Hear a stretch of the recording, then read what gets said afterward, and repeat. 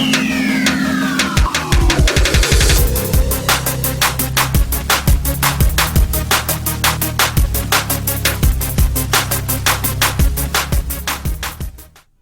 Friends and welcome to my channel be a computer expert. Microsoft PowerPoint के इस tutorial में हम सीखेंगे पैराग्राफ फॉर्मेटिंग के A to Z सारे टूल्स, जैसे कि bullet and numbering, text alignment, columns and tabs, indent and spacing, text direction, format text effects, align text and convert to SmartArt. अगर आप ये सारे ऑप्शन सीखना चाहते हैं तो इस वीडियो को एंड तक जरूर देखिए। इस वीडियो का टॉपिक है paragraph formatting tools in power point और ये है ट्यूटोरियल लेसन नंबर 6।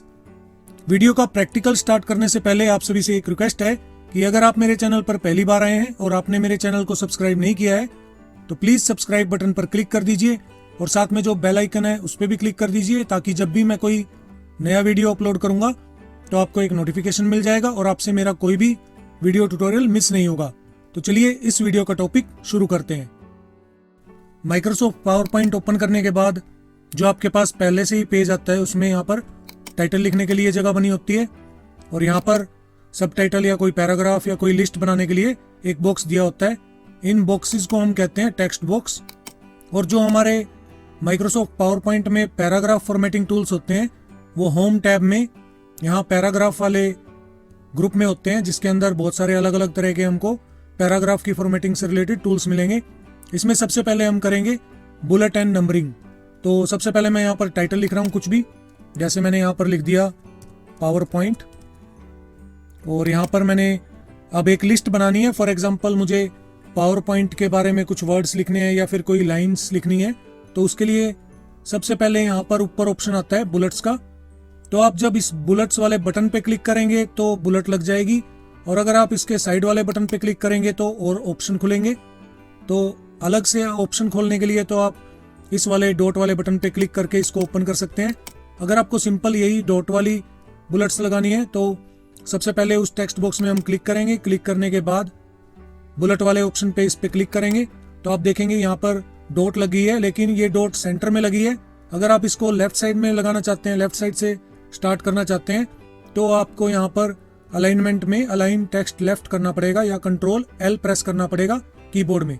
तो जैसे ही आप इस पे क्लिक करेंगे तो आपकी जो ये डॉट है या बुलेट है वो आपकी लेफ्ट साइड में हो जाएगी। उसके बाद आप यहाँ पर कुछ भी लिख सकते हैं, जैसे मैंने यहाँ पर लिखा it is a presentation and animation software. जैसे ही आप कुछ लिख के एंटर करेंगे तो नेक्स्ट डॉट आ जाएगी, फिर आप इसमें टाइप कर सकते हैं कुछ भी। You can make 2D animation in this software. तो इस तरीके से आप एंटर करते जाएंगे तो लाइन बनती जाएंगी और उसमें आगे डॉट लगता जाएगा, यानी कि बुलेट लगती जाएगी। तो जैसे मैं एक और लाइन लिख रहा हूं, you can also make some presentation slides to show some topics. तो मान लीजिए मैंने ये यहाँ पर 3 लाइनें लिख दी, तो इसके अंदर यहाँ पर डॉट डॉट जो है 3 लग गई हैं। जैसे ही आप एंटर करते जाएंगे और कुछ लिखते जाएंगे तो इस तरह ये लाइंस बनती जाएंगी। अगर आपको इनका अलाइनमेंट सेट करना है तो इसको सिलेक्ट करके यहाँ पर आपको दिखेंगे, एक तो ऊपर ये वाला बटन होता है, इसको हम कहते हैं फर्स्ट लाइन इंडेंट। उसके बाद नीचे होता है ये जो उल्टा ट्रायंगल था जो पहला, उसको तो हम कहते हैं फर्स्ट लाइन इंडेंट। उसके बाद नीचे होता है ये छोटा जो ट्रायंगल है इसी के नीचे, इसको कहते हैं हैंगिंग इंडेंट और ये होता है फर्स्ट लाइन इंडेंट। अगर आप हैंगिंग इंडेंट को क्लिक करके और उधर सरका देंगे तो बुलेट में और जो आपका टेक्स्ट है उसमें गैप आ जाएगा। तो आप जितना भी गैप करना चाहते हैं इस वाली ट्रायंगल पे क्लिक करके और उसको सरका के कर सकते हैं। और अगर आप इसको ऊपर वाले ट्रायंगल को, जो ये उल्टा सा ट्रायंगल वाला बटन है फर्स्ट लाइन इंडेंट, इसको अगर सरकाते हैं तो बुलेट्स को सरका सकते हैं। और जो नीचे ये लेफ्ट इंडेंट वाला बटन है, जो ये रेक्टेंगुलर बटन सा बना हुआ है नीचे, अगर आप इस पे क्लिक करके सरकाते हैं तो इनको बुलेट्स को भी और टेक्स्ट को भी दोनों को आप मूव कर सकते हैं। तो इस तरीके से आप इन बटनों का यूज करके बुलेट्स की अलाइनमेंट कर सकते हैं।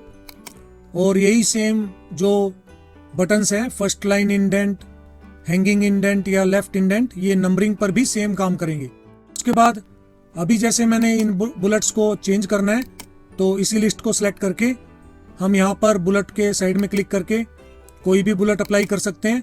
जो भी हम बुलेट क्लिक करेंगे वो अप्लाई हो जाएगी। उसके बाद अगर आप टेक्स्ट का कलर चेंज करते हैं, फॉर एग्जांपल मैंने ये कलर किया तो बुलेट्स का कलर भी चेंज हो रहा है, लेकिन आप बुलेट पे क्लिक करके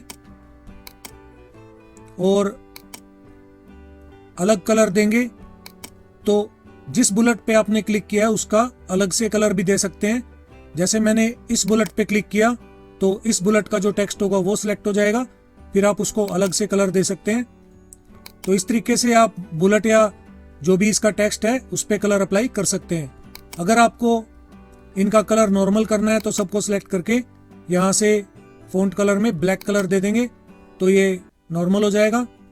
उसके बाद ये तो बुलेट्स हैं जो आपके पास पहले से ऑलरेडी बनी हुई हैं, जिस पे आप क्लिक करके कोई भी अप्लाई कर सकते हैं। उसके बाद नीचे एक ऑप्शन दिया होता है बुलेट्स एंड नंबरिंग का, इस पर अगर आप क्लिक करेंगे तो आपके पास और ऑप्शन खुल जाएंगे। इसमें ये आपसे पूछ रहा है कि इनमें से अगर आप बुलेट लगाना चाहते हैं तो वो लगा सकते हैं, और उसका साइज आपने क्या करना है। मान लीजिए आपने बुलेट का साइज 200% कर दिया तो बुलेट का साइज थोड़ा सा बड़ा हो जाएगा। बुलेट का कलर क्या करना है, यहाँ से आप बुलेट का कोई भी कलर ले सकते हैं। उसके बाद अगर आप ओके करेंगे तो यहाँ पर बुलेट्स डबल साइज की हो जाएंगी और उसके अंदर ग्रीन कलर आ जाएगा।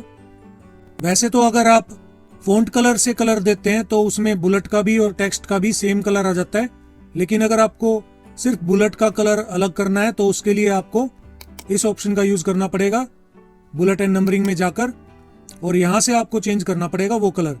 अगर आप, ये तो मैंने अभी बताया कि आप साइज यहाँ से सेट कर सकते हैं, अभी मैं इसको 100% कर रहा हूँ, और कलर कोई भी दे सकते हैं।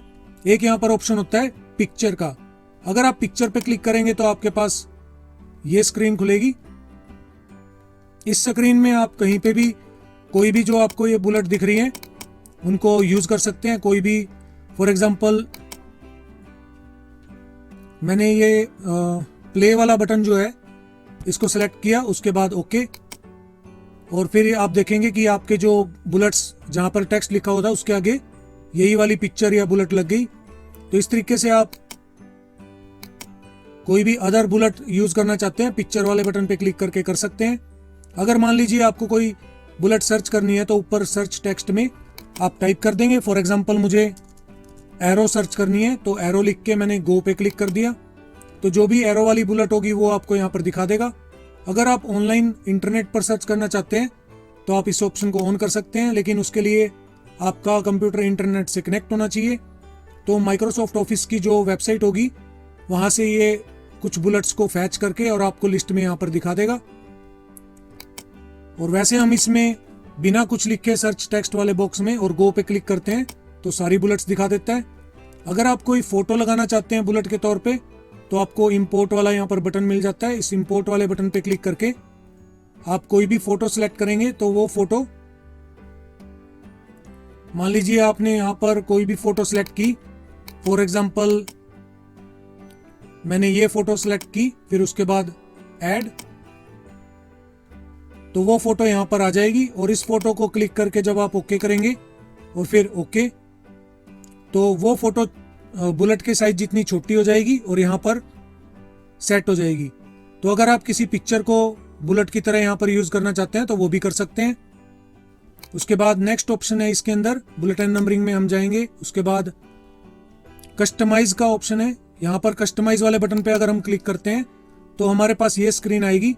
इसमें से अगर आप कोई बुलेट बनाना चाहते हैं सिंबल का तो वो ले सकते हैं, नहीं तो यहाँ पर लिस्ट में जब हम क्लिक करते हैं तो W दबाने से W वाली लाइन में आप पहुंच जाएंगे। उसमें एक तो होता है वेबडिंग्स, वेबडिंग्स में भी आपको बहुत सारे सिंबल्स मिल जाएंगे जिसको आप बुलेट्स की तरह यूज कर सकते हैं।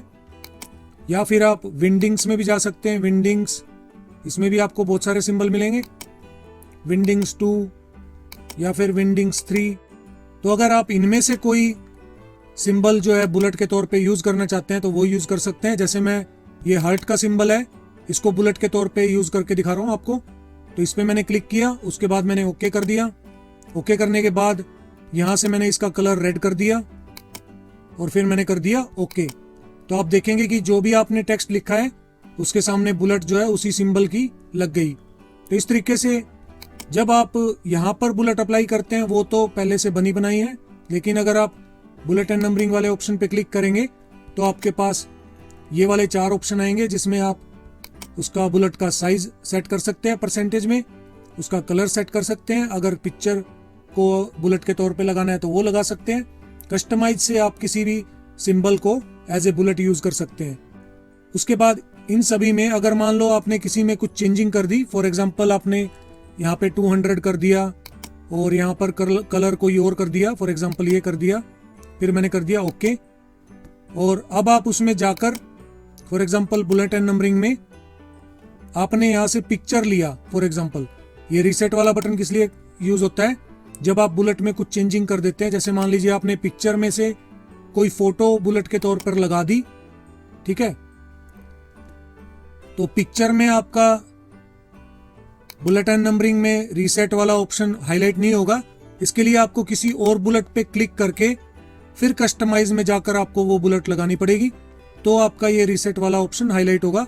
तो आपको ये ध्यान रखना है कि पिक्चर जब अप्लाई करते हैं तो वो लास्ट वाली बुलेट में अप्लाई हो जाती है, लेकिन अगर आप किसी और बुलेट पे क्लिक करके कस्टमाइज में जाकर और कोई और बुलेट लगा देते हैं तो यहाँ पर रीसेट वाला ऑप्शन हाईलाइट हो जाएगा।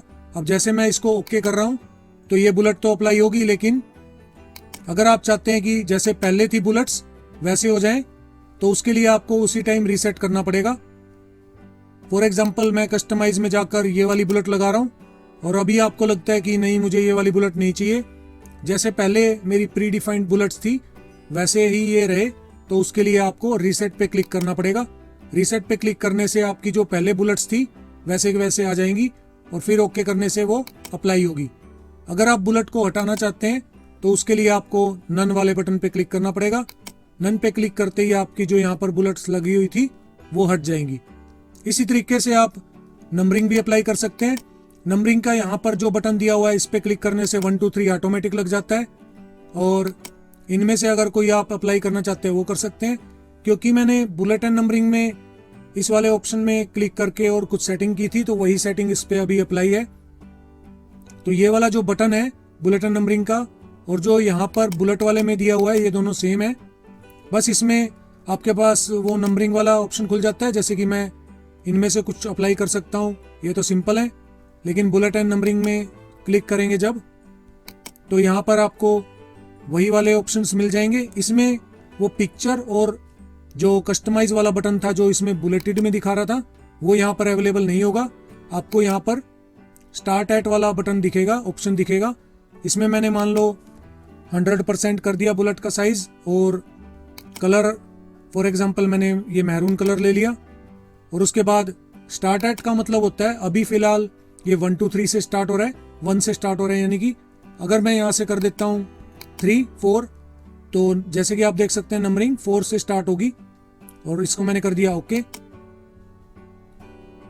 तो ओके करने से आप देखेंगे कि यहाँ पर पहली नंबरिंग में 4 आ रहा है, उसके बाद 5 और 6। तो इस तरीके से आप नंबरिंग भी चेंज कर सकते हैं। बाकी ऑप्शन सेम है इसमें, और रीसेट वाला तो उसी में चलेगा बुलेटेड में जब हम उसको चेंज कर देते हैं बुलेट को, क्योंकि यहाँ पर कोई बुलेट को चेंज करने से रिलेटेड कोई ऑप्शन नहीं है कि हम इसकी जगह पिक्चर लगाएं या कुछ, इसलिए रीसेट वाला बटन यहाँ पर काम नहीं करेगा। तो ये होते हैं हमारे बुलेट के ऑप्शन और नंबर्ड के ऑप्शन। अगर आप इसको नंबरिंग को हटाना चाहते हैं तो यहाँ पर नन पे क्लिक करके ओके कर दीजिए तो ये हट जाएगा, या फिर नंबरिंग को हटाने के लिए आप यहाँ पर भी नन पे क्लिक कर सकते हैं। तो इस तरीके से हम ये यूज करते हैं बुलेट एंड नंबरिंग। उसके बाद नेक्स्ट ऑप्शन होता है इसके अंदर टेक्स्ट अलाइनमेंट, यानी कि टेक्स्ट का अलाइन करना। तो टेक्स्ट अलाइनमेंट के यहाँ पर 4 बटन दिए होते हैं। जैसे कि इस बॉक्स में टेक्स्ट बॉक्स में पावर पॉइंट लिखा हुआ है, इसको आप लेफ्ट साइड में लिखना चाहते हैं तो आप लेफ्ट वाले बटन पे क्लिक करेंगे, या कीबोर्ड में कंट्रोल L बटन दबाएंगे तो ये लेफ्ट हो जाएगा। राइट में करना है तो आप कंट्रोल R दबा सकते हैं कीबोर्ड में, या इस बटन पे क्लिक कर दीजिए तो ये राइट में हो जाएगा। सेंटर से सेंटर में कर सकते हैं, सेंटर की शॉर्टकट कंट्रोल E होती है। तो जिस भी टेक्स्ट को आप क्लिक करके या उसको सिलेक्ट करके और यहाँ से ऑप्शन अप्लाई करेंगे तो वो अप्लाई हो जाएंगे। तो जो जस्टिफाई वाला लास्ट ऑप्शन होता है ये हम ज़्यादातर पैराग्राफ पे अप्लाई करते हैं, क्योंकि पैराग्राफ में हमारी बहुत सारी लाइनें टाइप होती हैं। मान लीजिए हमारे पास ये है, इन पैराग्राफ्स को मैंने सेलेक्ट किया और जस्टिफाई पे क्लिक किया, तो आप देखेंगे यहाँ पर लाइनें बराबर हो जाती हैं। अभी इसमें यहाँ पर क्यों नहीं दिख रहा, क्योंकि हमने सभी लाइनों को एंटर करके अलग अलग लिखा हुआ था। फॉर एग्जाम्पल मैं इनको इकट्ठा कर देता हूँ, डिलीट करके थोड़ा मैंने स्पेस दे दिया, और ऐसे ही सॉफ्टवेयर के लास्ट में क्लिक करके स्पेस दे दिया, और इसका जो हैंगिंग इंडेंट है यहाँ से ऊपर से हम नॉर्मल कर देंगे। तो आप देखेंगे कि जो मैंने ये लगातार पैराग्राफ टाइप किया है, इसमें राइट साइड में आपकी लाइंस बराबर हो गई हैं। तो आप इसमें कुछ भी टाइप करेंगे, फॉर एग्जांपल मैं अभी आपको वैसे ही टाइप करके दिखा रहा हूं, तो आप कुछ भी टाइप करेंगे इसके अंदर, वो राइट साइड से भी बराबर होता जाएगा। तो जस्टिफाई से क्या होता है, जस्टिफाई से आपका राइट साइड वाली लाइंस जो है ये सभी एक सीध में हो जाएंगी, जैसे कि बुक्स में होता है। इसको मैं एक बार फिर करके दिखा रहा हूँ। फॉर एग्जाम्पल मैंने इसको पैराग्राफ को सिलेक्ट कर लिया, यहाँ तक सिलेक्ट करने के बाद लेफ्ट से सारी लाइनें लेफ्ट साइड में हो जाती हैं, सेंटर से सेंटर में हो जाएंगी, राइट से राइट साइड में, और जस्टिफाई से दोनों साइड से बराबर हो जाती हैं। लेकिन अगर कोई लाइन, जैसे लास्ट लाइन छोटी है, ये ज़्यादा ही छोटी है, तो इसलिए इसको उधर बराबर नहीं कर सकता, क्योंकि अगर ये वर्ड्स में गैप देगा, बहुत ज़्यादा गैप देगा, तो वो अजीब लगेगा। इसलिए जस्टिफाई हम ज़्यादातर पैराग्राफ में यूज़ करते हैं, और इससे राइट साइड में लाइंस बराबर हो जाती हैं। तो ये होते हैं हमारे अलाइनमेंट के कुछ ऑप्शन। कुछ ऑप्शन हमारे अलाइनमेंट के यहाँ पर भी दिए हुए हैं, जैसे इंक्रीज लिस्ट लेवल। इसका मतलब क्या होता है कि जो भी आपने लिस्ट बनाई है या फिर जो भी आपने पैराग्राफ लिखा है, उसको ये राइट साइड में सरका देगा, जैसे कि एरो इसमें दिखा रही है आप इस बटन में, बटन के आइकन में। तो जब हम इस पे क्लिक करते हैं तो ये आपकी लिस्ट को, यानी कि पैराग्राफ को, उधर राइट साइड में सरकाता जाएगा, और उसका टेक्स्ट का साइज भी कई बार छोटा कर देता है। और इधर वाला जो बटन है वो है डिक्रीज लिस्ट लेवल, यानी कि उसके पोजीशन को कम कर देगा, यानी कि इस साइड लेफ्ट साइड में कर देगा वापस। तो इस तरीके से आप किसी भी पैराग्राफ को राइट साइड में सरका सकते हैं या लेफ्ट साइड में सरका सकते हैं, इन दोनों बटन से। उसके बाद नेक्स्ट ऑप्शन है इसमें कॉलम्स का।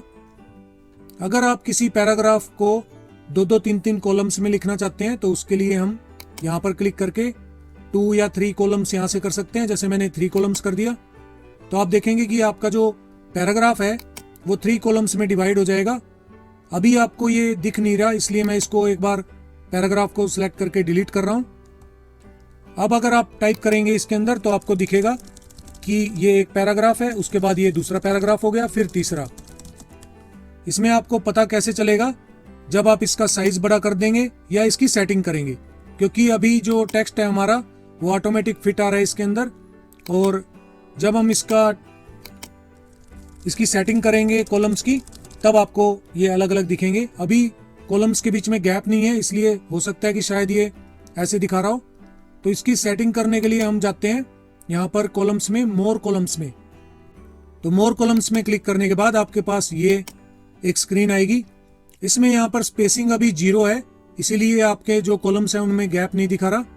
लेकिन अगर यहाँ से हम स्पेसिंग बढ़ा देंगे, फॉर एग्जांपल 0.5 इंच की मैंने यहाँ पर स्पेसिंग कर दी, और 3 कॉलम हमने सेलेक्ट किए थे। अगर 3 से ज़्यादा करना चाहते हैं तो आप यहाँ पर 4, 5 कितने भी कर सकते हैं। अभी फिलहाल मैंने इसको 3 किया और फिर ओके।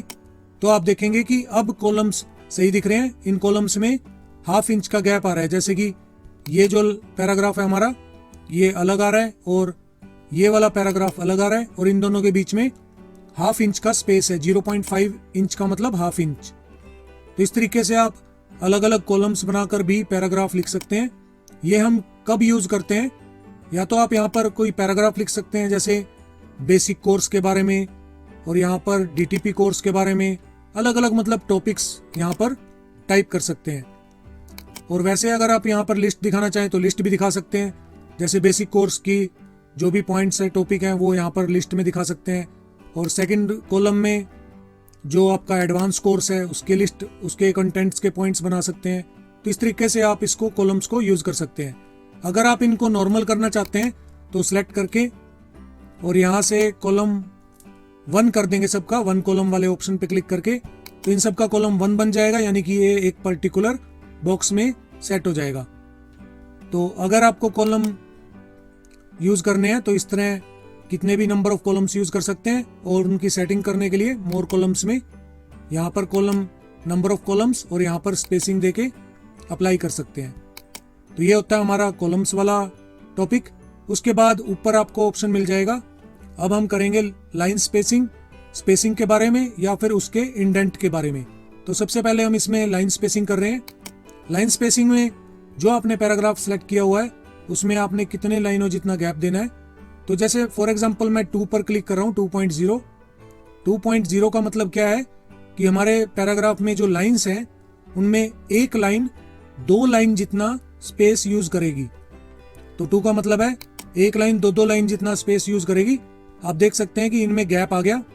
तो जो एक लाइन है वो एक लाइन 2 लाइनों जितना स्पेस यूज कर रही है। इसके ऊपर देखिए बहुत सारा स्पेस आ गया, ये जो यहाँ पर स्पेस है।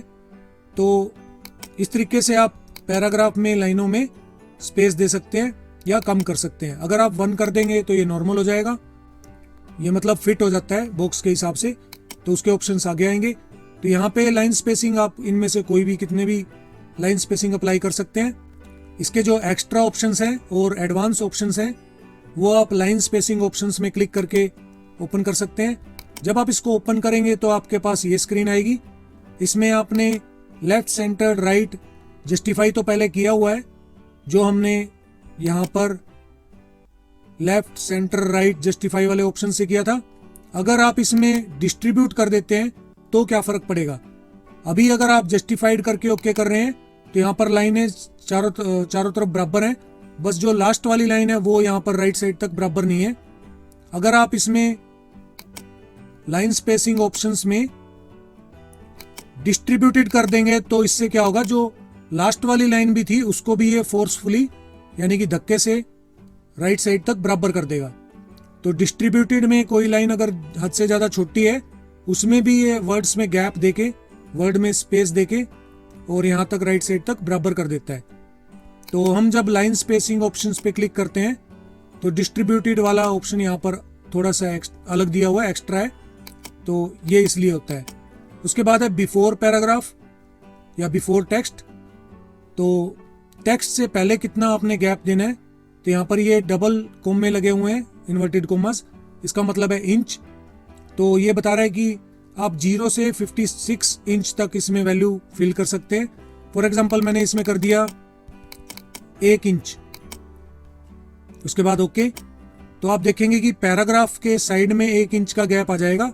ऊपर भी आप देख सकते हैं ये लेफ्ट इंडेंट है, तो लेफ्ट इंडेंट भी 1 इंच तक मूव हो गया। तो इसको आप यहां से भी कर सकते हैं, इस बटन से इसको सरका सकते हैं तो ये 2 इंच हो गया, और इसको वापस वहीं पे करेंगे तो नॉर्मल हो गया। तो वहां से आप पैराग्राफ को या टेक्स्ट को कितना लेफ्ट साइड से दूर करना चाहते हैं वो कर सकते हैं। स्पेशल में आपके पास 2 ऑप्शन आएंगे कि आप फर्स्ट लाइन को कितना दूर करना चाहते हैं। अब फर्स्ट लाइन में यहाँ पर लिखा हुआ है 0.5, अगर मैंने यहाँ पर कर दिया 1, ठीक है, तो पहली लाइन जो होगी पैराग्राफ की या जो टेक्स्ट आपने सेलेक्ट किया उसकी पहली लाइन 1 इंच पर सरक जाएगी। तो आप देखेंगे कि पैराग्राफ की पहली लाइन 1 इंच पे सरक गई है। इसको आप इस इंडेंट वाले बटन से भी कर सकते हैं। ये मैंने आपको बताया था कि ये होता है फर्स्ट लाइन इंडेंट, और ये वाला जो बटन होता है एक, ये होता है हैंगिंग इंडेंट, और नीचे वाला होता है लेफ्ट इंडेंट। तो आप इस ऊपर वाले ट्रायंगल वाले बटन को भी सरका के फर्स्ट लाइन इंडेंट अप्लाई कर सकते हैं, फर्स्ट लाइन को मूव कर सकते हैं। उसके बाद नेक्स्ट ऑप्शन है इसमें हैंगिंग भी आपको मैंने बता दिया है। हैंगिंग में जैसे अब यहाँ पर 0.5 इंच किया हुआ है, इसका मतलब कि आधा इंच, और फिर ओके। तो ये हैंगिंग अप्लाई तो कर रहा है, लेकिन आप देखेंगे ऊपर वाले बटन में ये जो पहले वाला फर्स्ट लाइन इंडेंट था ये उधर हो गया है। तो इसको हमको यहां से सेट करना पड़ेगा। लेफ्ट इंडेंट वाले बटन पे क्लिक करके इसको इधर सरका देंगे, तब आपको ये इफेक्ट दिखेगा। तो अभी मैंने इसको इधर सरका दिया, तो आप देखेंगे कि हैंगिंग इंडेंट वाला जो ये बटन है, इसको जहां पर भी आप मूव करेंगे वहां पे पहली लाइन को छोड़कर बाकी लाइनें सारी इधर मूव हो जाएंगी। अब इसको हम वहां से करेंगे तो ये अप्लाई होगा। तो हैंगिंग वाले में मान लो मैंने यहाँ पर कर दिया 0.5 यानी कि आधा इंच, और फिर ओके। तो आप देखेंगे जो ये वाली लाइन की पोजीशन है इसमें और इसमें आधे इंच का गैप है, और वैसे आप उसको वहां ऊपर वाले बटनों से भी सेट कर सकते हैं। उसके बाद नेक्स्ट इसमें है यहाँ पर स्पेसिंग बिफोर एंड आफ्टर। ये क्या होता है, पैराग्राफ से पहले या पैराग्राफ के बाद आपने कितने पॉइंट्स, यहाँ पर तो डबल कोमे लगे हुए थे, इसका मतलब था इंच, और यहाँ पे पीटी का मतलब पॉइंट्स है। तो आप पैराग्राफ से पहले कितने पॉइंट्स गैप देना चाहते हैं या बाद में कितना देना चाहते हैं। अभी क्योंकि ये एक पैराग्राफ लिखा हुआ है, मैं इसमें और टाइप करके दूसरे पैराग्राफ भी टाइप कर देता हूँ ताकि उससे आपको आसानी से समझ में आ जाए। अभी क्योंकि हैंगिंग इंडेंट वाला ऊपर हमने ऑप्शन सेट किया हुआ है, तो इसलिए उसी के अकॉर्डिंग यहाँ पर सेटिंग आ रही है। पहली लाइन थोड़ी इधर है और दूसरी लाइन ज़्यादा इधर हो रही है। तो इसमें मैंने मान लीजिए ये पैराग्राफ टाइप कर दिया, इसको मैं नॉर्मल कर रहा हूँ पैराग्राफ को ताकि वो ऑप्शन ईजिली समझ में आए। तो मैंने इनको सेलेक्ट करके और यहाँ से हैंगिंग इंडेंट नॉर्मल कर दिया। तो अब इसमें पैराग्राफ्स के बीच में, क्योंकि अभी हमारा एक पैराग्राफ यहाँ पर खत्म हो गया, ये हमारा एक पैराग्राफ है, उसके बाद ये बीच में दूसरा, उसके बाद तीसरा। तो बीच वाले पैराग्राफ को मैंने सेलेक्ट कर लिया और यहाँ से मैंने लाइन स्पेसिंग ऑप्शंस में क्लिक किया। यहाँ पर अगर मैंने कर दिया कितने पॉइंट, 10 पॉइंट बिफोर और 5 पॉइंट आफ्टर, और फिर मैंने कर दिया ओके, तो आप देखेंगे कि इस पैराग्राफ से पहले 10 पॉइंट का गैप आ रहा है और इस पैराग्राफ के बाद 5 पॉइंट का गैप आ रहा है। अगर आप इसको और भी अच्छे से देखना चाहते हैं तो इसको बॉक्स को ऊपर कर लीजिए और इस टेक्स्ट बॉक्स को थोड़ा बड़ा कर लीजिए ताकि पैराग्राफ के अक्षरों का जो साइज है वो बड़ा हो जाए। अब मैंने इसको सिलेक्ट किया, सिलेक्ट करने के बाद यहाँ से मैंने लाइन स्पेसिंग ऑप्शंस में क्लिक किया और यहाँ पे ज़्यादा पॉइंट्स कर देते हैं क्योंकि कम पॉइंट्स में शायद वो नहीं दिख रहा। मैंने कर दिया इसमें 20 और यहाँ पे कर दिया मैंने 10 और फिर मैंने कर दिया ओके। तो आप देखेंगे कि ऊपर तो 20 पॉइंट का गैप आ गया और नीचे 10 पॉइंट का गैप आ गया। इसको अगर आप नॉर्मल करना चाहते हैं तो लाइन स्पेसिंग ऑप्शंस में जाके यहाँ पर 0 और 0 कर देंगे और फिर करेंगे ओके, तो ये नॉर्मल हो जाएगा। उसके बाद नेक्स्ट ऑप्शन है इसमें लाइन स्पेसिंग। इसमें वही है ऑप्शन, जैसे 1.5 लाइन का गैप देना है, 2 लाइनों का गैप देना है, या फिर एग्जैक्टली कितनी लाइनों का गैप देना है, एग्जैक्टली आपने कितने पॉइंट्स का गैप देना है वो दे सकते हैं, और मल्टीपल में आप कितनी लाइनों जितना एक लाइन को दिखाना चाहते हैं। मान लीजिए आपने 4 कर दिया और फिर कर दिया ओके, तो क्या होगा, एक लाइन 4 लाइनों जितना गैप यूज करेगी, यानी कि वो 4 लाइनों जितना खुली हो जाएगी। तो लाइनों के बीच में स्पेसिंग अगर आप देना चाहते हैं तो वो यहाँ से आप दे सकते हैं। इनमें मल्टीपल, एग्जैक्टली, ये अलग अलग ऑप्शंस हैं। डबल कर दिया तो आपने 2-2 लाइन का गैप आएगा, तो आप देखेंगे कि एक लाइन 2-2 लाइन जितना गैप यूज कर रही है, जैसे कि हमने 2 पे क्लिक करके किया था। तो ये ऑप्शंस हमारे इसके अंदर होते हैं, इंडेंट एंड स्पेसिंग के अंदर। उसके बाद यहाँ पर एक ऑप्शन आता है टैब्स। तो ये क्या होता है, टैब्स में, टैब्स को अप्लाई करने के लिए मैं यहाँ पर इन पैराग्राफ्स को डिलीट कर रहा हूँ और फिर मैंने किया एंटर। एंटर करने के बाद अगर आप लाइन स्पेसिंग ऑप्शंस में जाके टैब्स पे क्लिक करेंगे तो आपके पास ये ऑप्शन आएंगे। इसमें बाय डिफॉल्ट टैब का स्टॉप होता है 1, इसका मतलब है 1 इंच। तो अगर ये 1 यहाँ पर सेट है और फिर हम यहाँ पर अपने बॉक्स में क्लिक करके टैब कीबोर्ड में बटन दबाएंगे तो आप देखेंगे कि ये 1 इंच की सीध में है। उसके बाद फिर टैब दबाया तो आप देखेंगे ये 2 इंच पर चला गया, फिर टैब दबाया तो ये 3 इंच पर चला गया।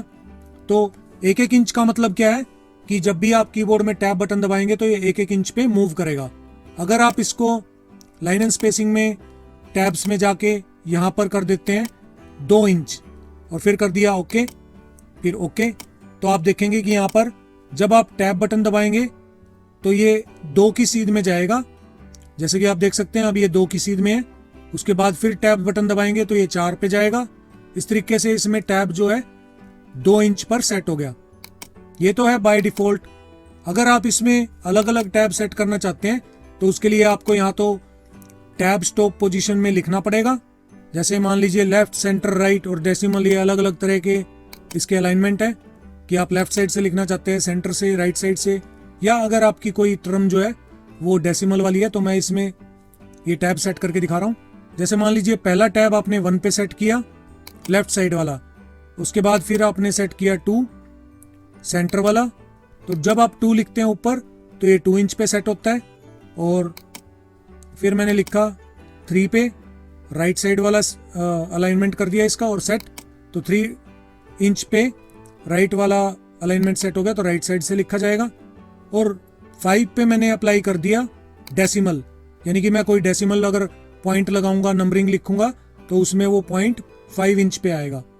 तो ये सेट करने के बाद मैंने वहाँ पे टैब पोजीशन यानी कि स्टॉप पोजीशन और उसके अलाइनमेंट को सेट करके ओके कर दिया, फिर ओके।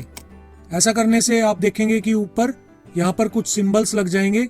इनमें एल सिंबल लगा हुआ है लेफ्ट के लिए, राइट साइड में उल्टा एल लगा हुआ है, और सेंटर में ये एक ऐसे लाइन लग के और सेंटर वाला टैब लगा हुआ है, और ये डेसिमल पॉइंट वाला टैब है। इसके ऊपर अगर आप पॉइंटर ले जाते हैं तो कई बार दिखा भी देता है। तो जब आप यहां से एक बार टैब दबाएंगे और फिर लिखेंगे तो ये लेफ्ट साइड से लिखा गया। अभी मैं इसका साइज जो है वो थोड़ा छोटा कर रहा हूं ताकि आपको अच्छे तरीके से समझ में आए। मान लीजिए मैंने नेम को यहां पर लिख दिया, उसके बाद फिर टैब दबाया, और यहां पर अगर मैं अब क्लास लिख रहा हूं तो ये सेंटर से लिखा जा रहा है, जैसे कि आप टाइपिंग वाले एरिया को यहां पर देख सकते हैं, क्लास सेंटर से लिखा जा रहा है। फिर मैंने टैब दबाया, अब ये राइट साइड से लिखा जाएगा, जैसे मैंने लिखा यहाँ पे मार्क्स। तो आप देखेंगे इसका अलाइनमेंट लिखते वक्त राइट साइड से है। और फिर मैंने टैब बटन दबाया और यहाँ पर कुछ नंबर अगर मैं लिखूंगा, फॉर एग्जांपल मैंने यहाँ पे लिखा 34.00, तो आप देखेंगे कि जो ये पॉइंट वाली वैल्यू है ये किसकी सीध में है, यहाँ पर 5 की सीध में है। ठीक है, तो 5 इंच की सीध में यह पॉइंट लगा हुआ है। आप चाहे इसमें कितने भी टेक्स्ट को, कितने भी बड़े नंबर को टाइप कर लें, जो इसका पॉइंट लगेगा वो 5 इंच वाले ही पोजीशन पर लगेगा। जैसे मैंने एंटर किया फॉर एग्जांपल, फिर टैब बटन दबाया, यहाँ पे लिखा मैंने रमेश क्लास मैंने लिखी 12th, फिर टैब बटन दबाया, मार्क्स लिख दिए मैंने 67, फिर टैब बटन दबाया। यहाँ पर कोई भी अगर मैं नंबर लिख रहा हूँ, ये तो मैं आपको समझाने के लिए लिख रहा हूँ, तो आप देखेंगे कि जो ये दोनों नंबर मैंने लिखे हैं, इसमें जो पॉइंट है ना, ये 5 नंबर पे सीध में ही लग रहा है, 5 वाले इंच पे रूलर में। तो इस तरीके से आप इसमें टैब लगा सकते हैं। अगर मान लीजिए मुझे इसमें ये वाला 5 वाला टैब हटाना है, तो उसके लिए मैं यहाँ पर लाइन स्पेसिंग ऑप्शंस में टैब्स पे क्लिक करूंगा। उसके बाद जो यहाँ पर 5 नंबर वाला था, इस पे क्लिक करके और हम क्लियर पे क्लिक कर देंगे तो ये डिलीट हो जाएगा। उसके बाद अगर सारे ही टैब्स डिलीट करने हैं तो उसके लिए क्लियर ऑल होता है, इसको मैं अभी करके दिखाऊंगा। उसके बाद मैंने किया ओके। तो अभी हमने 5 नंबर वाला 5 इंच वाला जो टैब है वो डिलीट कर दिया और फिर कर दिया ओके। तो आप देखेंगे कि 5 वाले इंच पर अब रूलर में कोई भी सिंबल नहीं लगा हुआ, लेकिन यानी कि इसके अंदर वो वाला जो टैब हमने सेट किया था वो डिलीट हो गया। इनको आप यहाँ से क्लिक करके भी डिलीट कर सकते हैं। क्लिक करके अगर आप उसको नीचे खींचेंगे तो वो टैब डिलीट हो जाएगा। और वैसे अगर आप लाइन स्पेसिंग ऑप्शंस में जाकर टैब्स पे क्लिक करके और क्लियर ऑल करेंगे, तब भी सारे जितने भी आपने यहाँ पर टैब दिए होंगे वो सब खत्म हो जाएंगे, डिलीट हो जाएंगे। फिर ओके करने से अप्लाई हो जाएगा, यानी कि इसमें कोई भी अब टैब नहीं है। और आप रूलर में भी देखेंगे तो यहाँ पर कोई भी सिंबल नहीं लगा हुआ, इसका मतलब ये टैब जो है वो डिलीट हो गई। तो टैब का हम इस्तेमाल इसलिए करते हैं ताकि हम एक ऐसी टेबल बना सकें जिसमें लाइनिंग ना हो, लेकिन वैसे वो टेबल की तरह दिखे। यानी कि वो एक्चुअल में टेबल तो नहीं होगी, लेकिन वो टेबल की तरह दिखेगी। उसके जो फिगर हैं जो उसमें आप टाइप करोगे वो टेबल की तरह रिप्रेजेंट होंगे। तो इसके लिए हम टैब का यूज करते हैं। टैब का मतलब ही होता है स्पेस देना टेबल की तरह। तो ये हमारे ऑप्शन थे लाइन स्पेसिंग ऑप्शंस, जिसके अंदर हमने इंडेंट एंड स्पेसिंग्स किया है और टैब्स वाला ऑप्शन किया है। उसके बाद आता है टेक्स्ट डायरेक्शन। टेक्स्ट डायरेक्शन, अब हमारा जो ये पावर पॉइंट है ये भी एक टेक्स्ट बॉक्स में लिखा हुआ है और जो ये पैराग्राफ है ये भी टेक्स्ट बॉक्स में लिखा हुआ है। तो हम इस पे क्लिक करके इसकी डायरेक्शन चेंज कर सकते हैं। जैसे रोटेट ऑल टेक्स्ट 90 डिग्री, तो ये राइट साइड में रोटेट करेगा, जैसे आपको यहाँ पर इस फोटो में दिखा रहा है, इस आइकन में दिखा रहा है। तो जैसे ही आप इस पे क्लिक करेंगे तो टेक्स्ट हमारा ऐसा हो जाएगा। रोटेट ऑल टेक्स्ट 270 डिग्री, जैसे इसमें दिखा रहा है, तो जब आप इस पे क्लिक करेंगे तो ऐसा हो जाएगा। जैसा आपको आइकन में दिखा रहा है वैसे ही डायरेक्शन इसका टेक्स्ट का हो जाएगा। स्टैक्ड करेंगे तो इसमें आपका टेक्स्ट ऐसा दिखेगा, यानी कि ऊपर से नीचे लिखा जाएगा। तो ये हम ज़्यादातर डिजाइनिंग में करते हैं। और वैसे अगर आपको नॉर्मल करना है तो आप हॉरिजॉन्टल पे क्लिक कर सकते हैं, तो नॉर्मल हो जाएगा। उसके बाद नेक्स्ट ऑप्शन है इसमें मोर ऑप्शंस। इसके लिए मैंने इस टेक्स्ट बॉक्स की बाउंड्री को क्लिक कर दिया। जिस भी टेक्स्ट बॉक्स पे आपने ये ऑप्शन अप्लाई करने हैं तो उस टेक्स्ट बॉक्स की बाउंड्री पे क्लिक करना पड़ेगा। फिर हम जाएंगे मोर ऑप्शंस में। मोर ऑप्शंस में वैसे तो बहुत सारे ऑप्शंस हैं, इसमें मैं आपको वन बाय वन सारे ऑप्शंस करके दिखा रहा हूँ। जैसे टेक्स्ट फिल में अगर आपने नो फिल किया हुआ है तो टेक्स्ट का जो कलर है वो नहीं रहेगा। और सॉलिड फिल में क्या होता है, टेक्स्ट का कलर आप जो भी देना चाहें वो दे सकते हैं। ट्रांसपेरेंसी का मतलब होता है आप उसको कितना फीका करना चाहते हैं। तो जैसे आप देख सकते हैं स्क्रीन पे, टेक्स्ट का जो वो कलर है वो ट्रांसपेरेंट हो गया, थोड़ा सा फीका हो गया। और ट्रांसपेरेंसी 0 कर देंगे तो आपके पूरे विजिबल हो जाएंगे वो कलर। तो ग्रेडियंट में आप टेक्स्ट में कौन सा ग्रेडियंट अप्लाई करना चाहते हैं, ये बने बनाए डिजाइन है।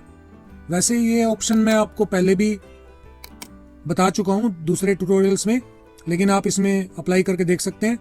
तो मैंने मान लीजिए ये वाला स्टाइल अप्लाई कर दिया तो आपके टेक्स्ट में ये वाला स्टाइल अप्लाई होगा। लीनियर में, रेडियल में, अलग अलग जो इसकी टाइप है वो आप अप्लाई कर सकते हैं। और यहाँ से आप डायरेक्शन की, जो कलर की डायरेक्शन है वो आप कैसे करना चाहते हैं आप यहाँ से अप्लाई कर सकते हैं। डायरेक्शन कब अप्लाई होगा, जब आपने लीनियर या इनमें से कुछ अप्लाई किया होगा तब ये ऑन होगा। तो कलर की शेडिंग किस डायरेक्शन से देना चाहते हैं, जैसे इसको आप आइकन में भी देख सकते हैं, जो भी आप क्लिक करेंगे वैसा आपको यहाँ पर इफेक्ट दिखेगा। इसको मैं अप्लाई करने के लिए पावर पॉइंट वाले इस बॉक्स पे अप्लाई कर रहा हूँ, क्योंकि इसका जो टेक्स्ट है वो थोड़ा बड़ा है। वैसे हम इसको थोड़ा बड़ा कर देते हैं ताकि उनके ऑप्शन हमको आसानी से दिखें। तो मैं यहाँ से इसको बड़ा कर रहा हूँ और फिर इस टेक्स्ट बॉक्स पे क्लिक करके मैंने टेक्स्ट डायरेक्शन में मोर ऑप्शंस पे क्लिक किया।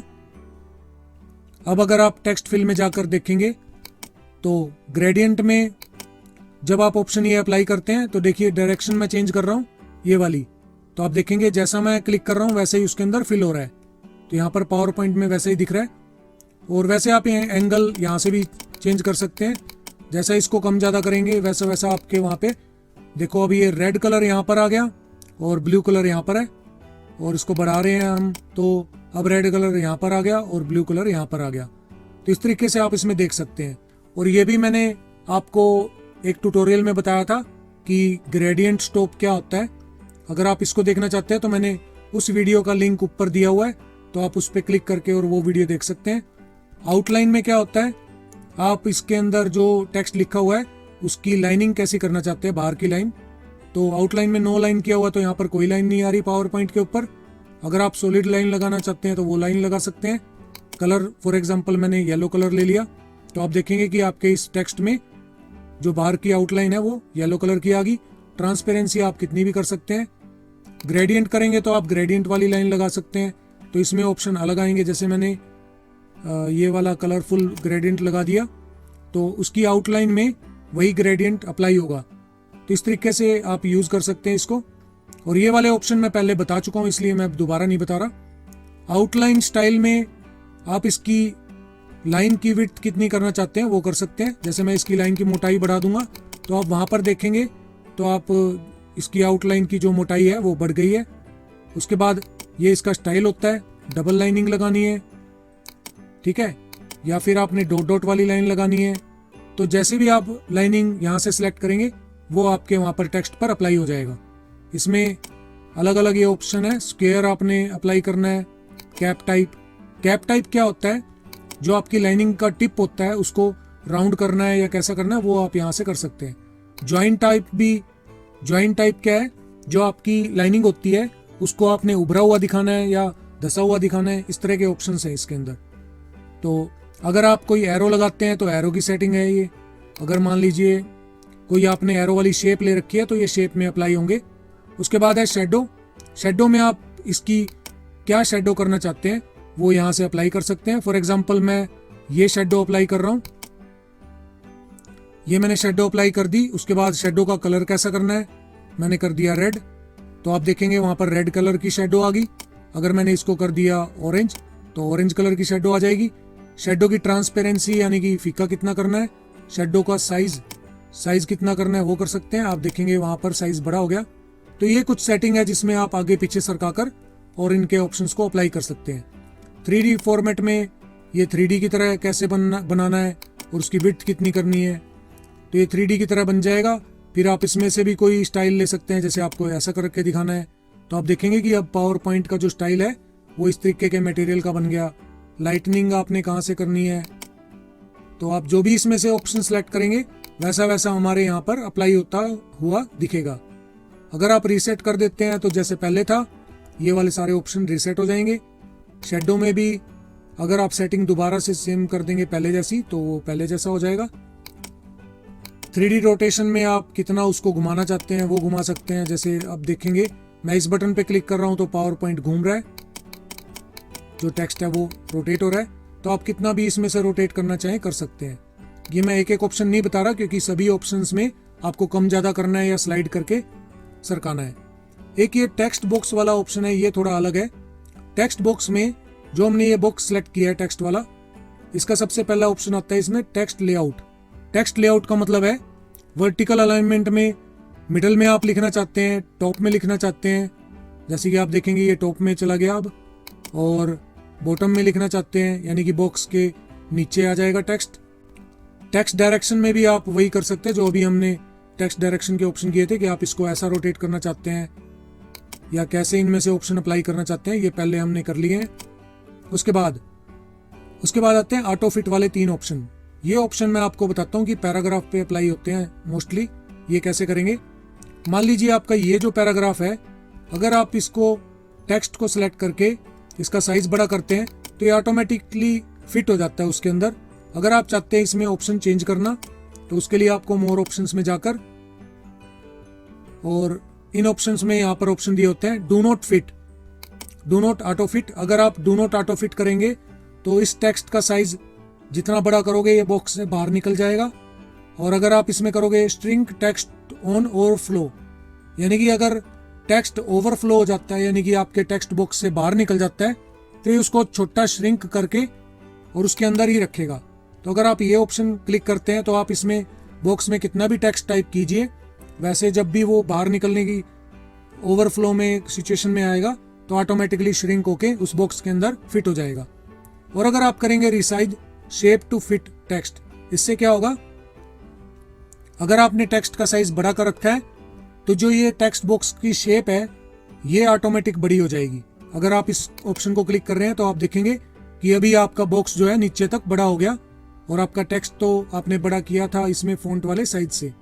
तो फ़ॉन्ट वाले साइज से अगर आप इसका साइज कम कर रहे हैं तो देखिए बॉक्स भी ऑटोमेटिक छोटा हो रहा है। ठीक है, तो resize shape to fit text का मतलब है कि आपकी जो ये बॉक्स वाली शेप है ये उसके टेक्स्ट पर फिट आए ऑटोमेटिकली, और जैसे ही टेक्स्ट बड़ा छोटा होगा तो ये शेप भी जो है बड़ी छोटी होगी। और इसमें अलग होता है shrink text to text on overflow. इसका मतलब क्या है, इसमें अगर आप इसका फ़ॉन्ट का साइज बड़ा करेंगे तो बॉक्स तो उतना ही रहेगा लेकिन आपका टेक्स्ट बार बार छोटा होता जाएगा उसमें फिट रखने के लिए। तो इसके ये वाले ऑप्शन ऐसे होते हैं। उसके बाद है इंटरनल मार्जिन, यानी कि आपके टेक्स्ट बॉक्स में जो टेक्स्ट लिखा हुआ है उसका मार्जिन कितना देना है। अगर आप लेफ्ट से बढ़ाएंगे तो आपका जो टेक्स्ट है बॉक्स में वो लेफ्ट साइड से मार्जिन छोड़ देगा यानी कि स्पेस छोड़ देगा। तो चारों तरफ से आप, जैसे टॉप से आपने स्पेस छोड़ना है तो टॉप में आप इसमें इंक्रीज कर सकते हैं तो आपका टेक्स्ट जो है टॉप में से स्पेस छोड़ेगा। तो इस तरीके से आप इसमें कोई भी स्पेस जो भी देना चाहते हैं, चारों तरफ मार्जिन देना चाहते हैं, वो सेट कर सकते हैं। उसके बाद रैप टेक्स्ट इन शेप, अगर आप ये ऑप्शन ऑफ कर देंगे तो आपका टेक्स्ट उस बॉक्स से बाहर निकल जाएगा और आपको नेक्स्ट लाइन में आने के लिए एंटर करना पड़ेगा। यानी कि आपका बॉक्स में यहाँ तक टेक्स्ट बंद हो रहा है, यहाँ तक आपकी शेप है, तो यहाँ तक लिख के आपको एंटर करना पड़ेगा मैनुअली, तभी ये नेक्स्ट लाइन में आएगा। लेकिन अगर आप रैप टेक्स्ट इन शेप वाले ऑप्शन को ऑन कर देते हैं तो ये क्या करता है, शेप के अंदर ही ऑटोमेटिक नेक्स्ट लाइन हो जाएगी जब भी आप टाइपिंग करेंगे। तो ये उसके लिए ऑप्शन है। कॉलम्स वाले ऑप्शन मैंने आपको बता दिए हैं कि आप कितने नंबर ऑफ कॉलम्स ले सकते हैं और उसमें स्पेसिंग भी दे सकते हैं। ये हमने यहाँ पर कॉलम्स वाले ऑप्शन में मोर कॉलम्स पे क्लिक करके किया था। तो ये वाला ऑप्शन और जो यहाँ पर कॉलम्स वाला ऑप्शन दिया हुआ है ये सेम है। उसके बाद मैं इसको अभी क्लोज कर रहा हूँ और इसमें मैं इसको कंट्रोल जेड करके बैक कर रहा हूँ ताकि ये सारा जो टेक्स्ट है वो नॉर्मल हो जाए।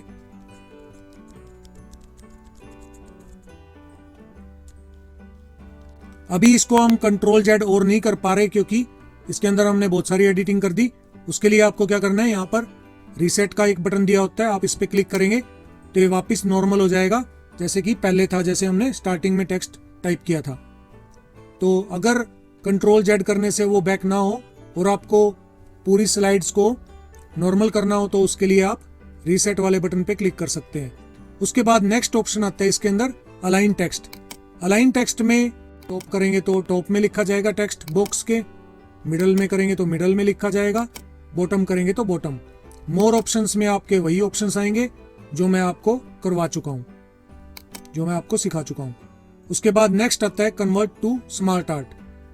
इसका मतलब क्या है, जो भी आपके टेक्स्ट बॉक्स में ये टेक्स्ट लिखा हुआ है इसको आप स्मार्ट आर्ट में कन्वर्ट करना चाहते हैं तो इसके लिए आप इस पे क्लिक करके इनमें से कोई भी स्टाइल ले सकते हैं।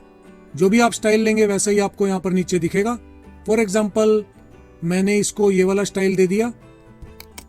इस स्टाइल में अगर आप क्लिक करके अप्लाई करेंगे तो यहाँ पर फोटो लगाने के लिए एक आपको बटन सा मिल जाएगा, इस पे आप क्लिक करके कोई भी फोटो लगा सकते हैं। फॉर एग्जाम्पल मैंने ये फोटो लगा दी तो ये फोटो आपकी इसके अंदर सेट हो जाएगी। और इसका अगर आपने कलर या स्टाइल बदलना है तो ऊपर ऑप्शन आ जाते हैं स्मार्ट आर्ट टूल्स। इसमें मैं आपको सारे ऑप्शन नहीं करवा रहा क्योंकि ये स्मार्ट आर्ट वाले ट्यूटोरियल में मैं आपको बताऊंगा। तो फिलहाल अभी के लिए आप इसमें अगर कोई कलर चेंज करना चाहते हैं तो इसमें से कोई भी कलर क्लिक कर देंगे तो उस थीम का कलर अप्लाई होगा। जैसे मैं ये कलर क्लिक कर रहा हूं तो ये अप्लाई हो गया, और ये मैंने क्लिक किया तो ये अप्लाई हो गया। यहाँ से आप इसका डिज़ाइन सेलेक्ट कर सकते हैं, आपको ऐसा डिज़ाइन चाहिए या ऐसा, कोई भी किसी तरह का भी डिज़ाइन बनाना चाहें वो बना सकते हैं। अभी क्योंकि ये हमारा एक टेक्स्ट है, ठीक है, इसलिए हमको ये एक दिखा रहा है। अगर मैं इसमें पावर पॉइंट के बाद एंटर कर दूंगा तो एक और टेक्स्ट लिख सकते हैं। ये ज़्यादातर तब अप्लाई होता है जब हम बहुत सारे बॉक्स लेते हैं अपने प्रेजेंटेशन में और उन सभी को सिलेक्ट करके ऐसा ऐसा डिज़ाइन बना के अप्लाई कर देंगे तो सारे जितने भी टेक्स्ट होंगे वो ऐसे दिखेंगे। तो कन्वर्ट टू स्मार्ट आर्ट से आप किसी भी सिंपल टेक्स्ट बॉक्स में जो टेक्स्ट लिखा हुआ है उसको इस तरीके से आर्ट में कन्वर्ट कर सकते हैं। होम टैब पे क्लिक करेंगे तो आप वापस वहीं पे पहुंच जाएंगे। तो इस तरीके से हमारा होता है कन्वर्ट टू स्मार्ट आर्ट। अभी ये हाईलाइट क्यों नहीं है, क्योंकि हम इसको स्मार्ट आर्ट बना चुके हैं। अगर मैं नीचे वाले बॉक्स पे क्लिक करूंगा तो दोबारा ये वाला ऑप्शन हाईलाइट हो जाएगा। और मोर स्मार्ट आर्ट ग्राफिक्स में क्लिक करने के बाद इनके अलावा जो और ग्राफिक्स हैं वो आपको यहाँ पर दिखेंगे। इनमें से अगर आप कोई स्टाइल अप्लाई करना चाहते हैं तो वो भी कर सकते हैं। जैसे कि मान लीजिए मैंने मैट्रिक्स में ये वाला स्टाइल अप्लाई करना है तो इस पर मैं क्लिक करके ओके कर दूंगा तो ये वाला स्टाइल इसके ऊपर अप्लाई हो जाएगा। अब आपका टेक्स्ट बहुत ज़्यादा था और इसके अंदर हम थोड़ा टेक्स्ट लिखते हैं इसलिए यहाँ पर छोटे बॉक्स आ रहे हैं। अभी मैं इसको Ctrl+Z कर रहा हूँ। तो कहने का मतलब है कि आप किसी भी टेक्स्ट बॉक्स में जो सिंपल टेक्स्ट लिखा होगा उसको स्मार्ट आर्ट में कन्वर्ट कर सकते हैं। तो ये होता है हमारा कन्वर्ट टू स्मार्ट आर्ट। उसके बाद यहाँ पर एक पैराग्राफ के साइड में बटन दिया होगा, इस पर क्लिक करने से आपके इंडेंट्स एंड स्पेसिंग और टैब्स वाले वही ऑप्शन आएंगे जो मैं आपको पहले करवा चुका हूँ। तो इस तरीके से आप पैराग्राफ फॉर्मेटिंग के ये सारे टूल्स इस पर पावर पॉइंट पर अप्लाई कर सकते हैं और पावर पॉइंट में अपनी प्रेजेंटेशन को और भी अच्छा बना सकते हैं। तो ये थे हमारे पैराग्राफ फॉर्मेटिंग टूल्स। इस वीडियो में बस इतना ही। मिलते हैं नेक्स्ट वीडियो में एक नए टॉपिक के साथ, एक नई नॉलेज के साथ। तब तक के लिए आप अपना ख्याल रखिए और स्वस्थ रहिए। जय हिंद, जय भारत।